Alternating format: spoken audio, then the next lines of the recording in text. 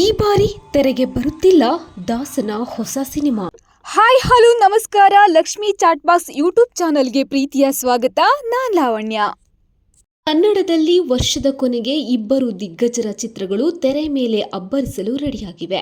Real star Upendra ನಿರ್ದೇಶನದ UI ಚಿತ್ರ ಮತ್ತು ಕನ್ನಡದ ಭಾಷಾ ಕಿಚ್ಚ ಸುದೀಪ್ ನಟನೆಯ ಮ್ಯಾಕ್ಸ್ ಸಿನಿಮಾ ಈ ಡಿಸೆಂಬರ್ ಕೊನೆಯಲ್ಲಿ ಪ್ರದರ್ಶನಗೊಳ್ಳಲು ರೆಡಿಯಾಗಿವೆ.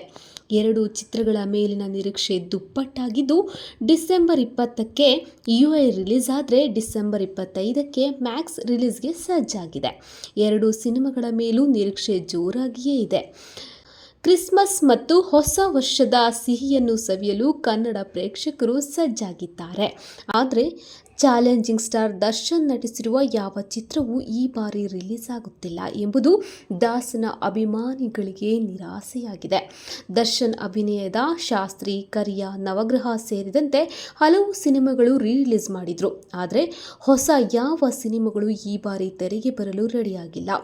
ವರ್ಷಕ್ಕೆ 2 ಸಿನಿಮಾವಾದರೂ ತೆರೆ ಮೇಲೆ ಬರಲು ಸಜ್ಜಾಗುತ್ತಿದ್ವು. ಆದರೆ ಈ ವರ್ಷ ಒಂದು ರೀತಿ ಅಭಿಮಾನಿಗಳಿಗೆ ಭಾರಿ ನಿರಾಸೆ ಅಂತಾನೆ ಹೇಳ್ಬೋದು. ಹೋದ ವರ್ಷ ಇದೇ ಡಿಸೆಂಬರ್ 29ರಂದು ಕಾಟೇರ ರಿಲೀಸ್ ಆಗಿ ದೊಡ್ಡ ಮಟ್ಟದ ಸಕ್ಸಸ್ ಅನ್ನು ತಂದುಕೊಟ್ಟಿತ್ತು.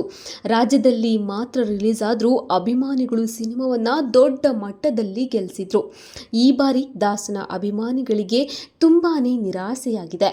ಆದರೆ ನಮ್ಮ ಬಾಸ್ ಆದಷ್ಟು ಬೇಗ ಎಲ್ಲ ಕಷ್ಟಗಳಿಂದ ಹೊರಬಂದು ಸಿನಿಮಾಗಳಲ್ಲಿ ತೊಡಗಲಿ ಎಂಬುದು ಅಭಿಮಾನಿಗಳ ಆಶಯವಾಗಿದೆ. ಎನಿವೆ, ವರ್ಷದ ಕೊನೆಯಲ್ಲಿ ದೊಡ್ಡ ಮಟ್ಟದ ಚಿತ್ರಗಳೇ ಬಿಡುಗಡೆಯಾಗುತ್ತಿದ್ದು, ಅಭಿಮಾನಿಗಳಿಗಂತೂ ಸಿನಿಮಾದ ಹಬ್ಬದ ಹೂರಣವೇ ಬಡಿಸಲಿದೆ.